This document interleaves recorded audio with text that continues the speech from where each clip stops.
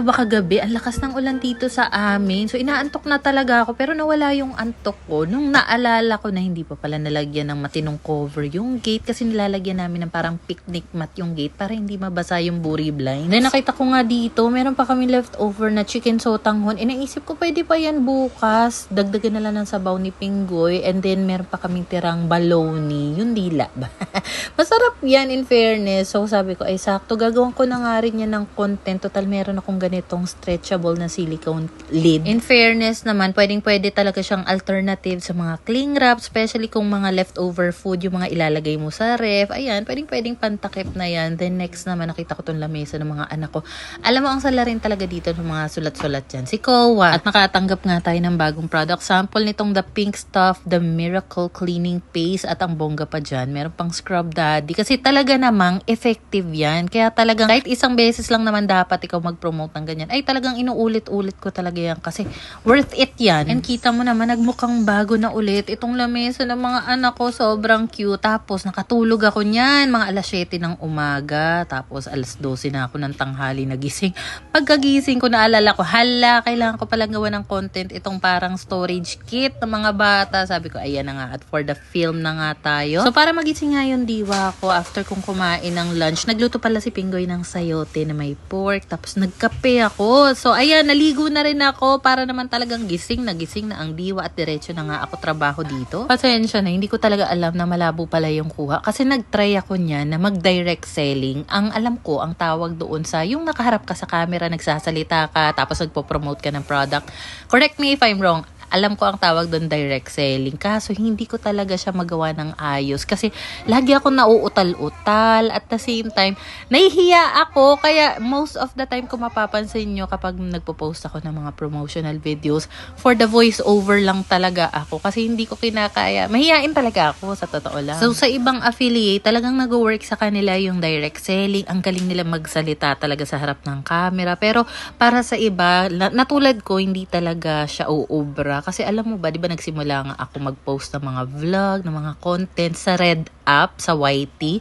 So, dati, hindi pa naman uso yung mga voice over. So, ang ginagawa ko, naglalagay lang ako ng mga music. Pero kapag kailangan ko mag-content na nagsasalita ako sa harap ng camera, Diyos ko, inaabot talaga ako ng ilang oras. Kasi nga, lagi akong nauutal-utal. Kaya rin sigurong tumagal ako na magtrabaho sa call center ng more than a decade. Kasi yung mga nakakausap kong customer, over the phone lang naman. So, hindi kami face to face, mas komportable ako sa ganun. Alam mo, meron ngang mga nanghihikayat sa akin, uy, financial advisor ka o kaya maging real estate agent ka. Iniisip ko pala nahaharap ako sa client or something.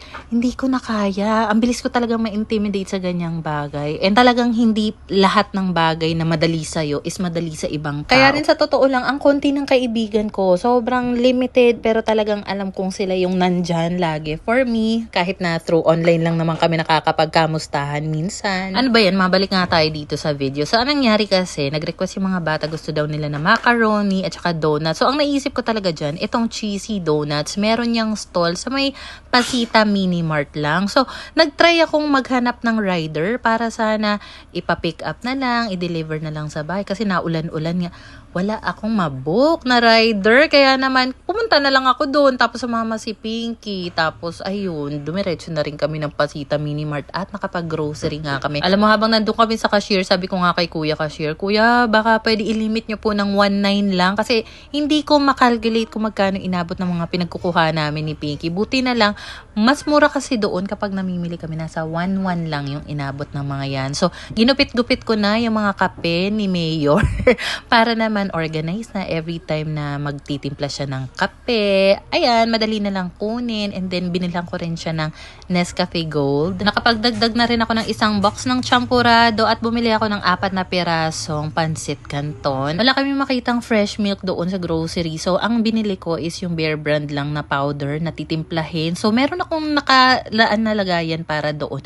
Nakita ko, hindi pa pala nahuhugasan. So, inugasan ko na nga muna. Patutuyuin ko na muna ito ng husto bago ko ilagay dyan yung Bear Brand powder. Alam mo, sobrang happy ko dito sa maliit naming dish drying rack. Ang sulit niya. 100 lang yan mahigit. Yung link niya nasa baba sa comment section. Charot.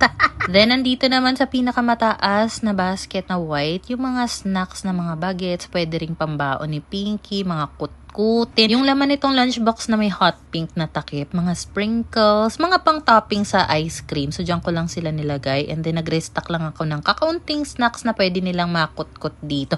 So, dyan ko talaga nilalagay kasi hindi pwedeng lagi nilang nakikita dahil hindi nila tatantanan yan. Nakabili na rin ng conditioner. 2 araw na akong hindi nakakapag-conditioner.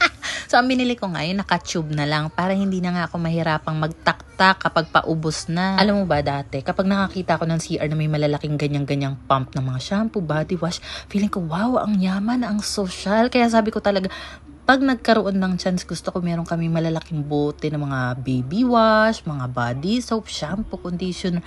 Ganun, napakababaw ko talaga, pero basta ma-achieve ko lang yung mga gusto ko, masaya na ako. Wala na talagang katapusan tong healing the inner child na to, nakakaloka. So anyway, pagkatapos ko nga mag-asikaso at magligpit ng mga pinamili namin sa grocery, nagpahinga lang ako, kumain lang ako nitong cheesy donuts, and ayun lang naman yung mga kaganapan for today. Bye!